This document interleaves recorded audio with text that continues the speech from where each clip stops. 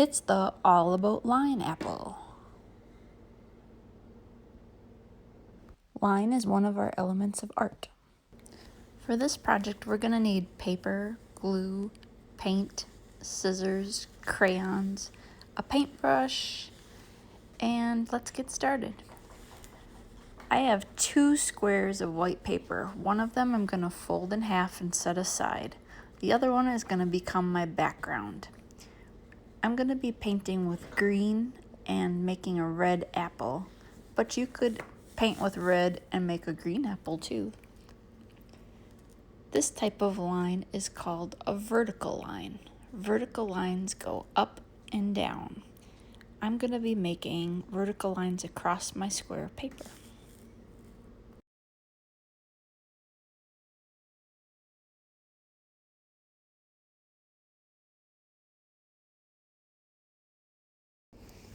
When I turn my paper to paint the other lines, you'll notice that the lines that I made vertical now look horizontal. They go side to side, flat like a horizon.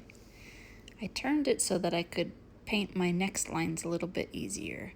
I'm putting new vertical lines on and it's making a plaid.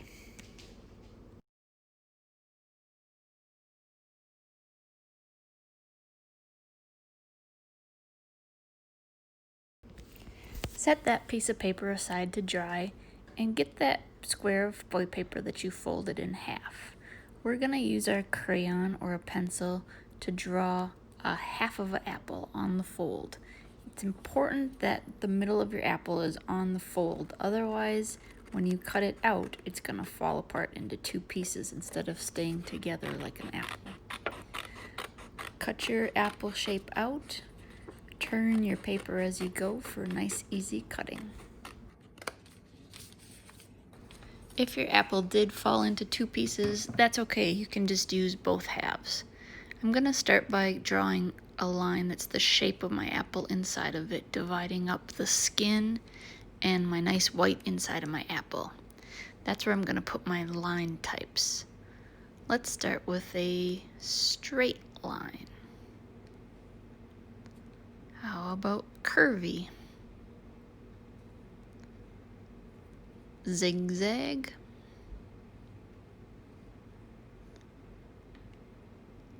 Dotted line or dash line? Stop, start, stop, start. Here's a combo, curve, straight,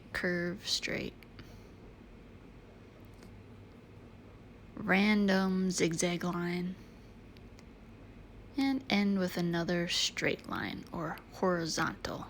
Those are the ones that go side to side.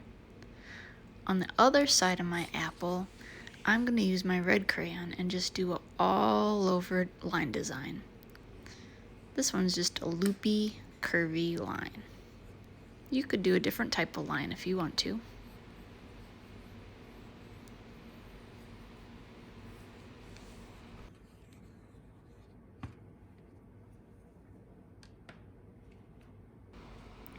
Painting time.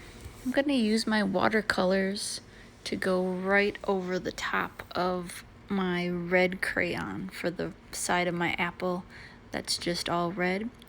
And before I go any farther, I'm going to make some seeds on my other side of my apple. So it's going to look like part of my apple is covered with skin, the other is like you're peeking into the inside of the apple and seeing all my cool line designs. Fill those seeds in really well so they look nice and dark. I also, on a scrap of paper, made a stem and some leaves for my apple. Remember, when you're using watercolors, you're going to wake up the color that you want to use with a little bit of water and then paint with the tippy toe of your bristles. Your paintbrush is a ballerina and you're going to use her on her tippy toes.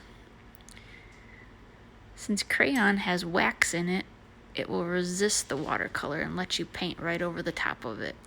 As long as you press kind of hard with your crayon, if you notice that your watercolor is completely covering up your crayon, then you might want to stop, go back and use your crayon and press a little harder when you do your line design.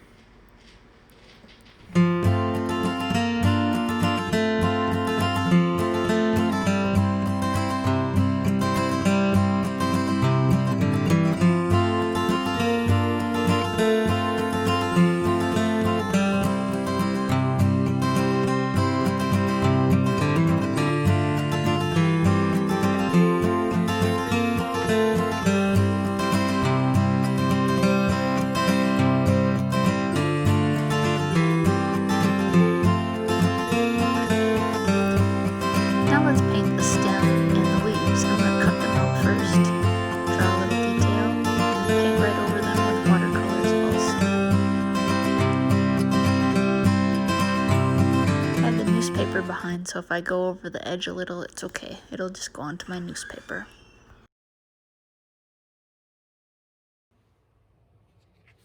The final step is gluing your apple onto your background.